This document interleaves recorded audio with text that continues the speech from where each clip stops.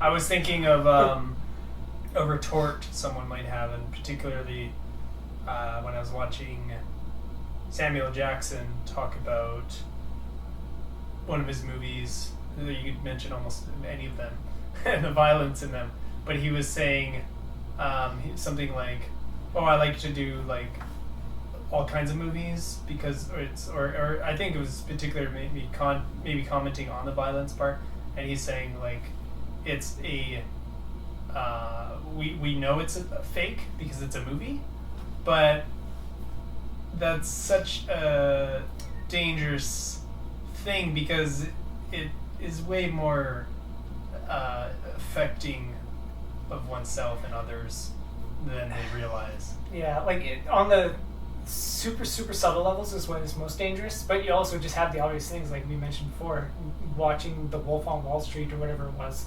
People walked out of the theater being like, man, I want to find the drugs that those people were doing. Yeah, it's not like, at all. And I was like, drugs are bad. Or whatever, not bad, but I watched it and I was like, oh my god, I don't want to do any drugs. And then but there are people like, because the people on the screen are doing this, that other people think of the things that are actually happening, what they see. They're relating through it and with it, whatever. Yeah. Like that's the content you're. So it's like it doesn't. If for someone who's, and that's like the surface level. Yeah, for someone who's, for that example, The Wolf on Wall Street. For me, not being in a mess, not desiring drugs at all, I just saw it and was like, well, that's dumb. I'm not going to go there. But then for someone who's already a mess, that doesn't help them.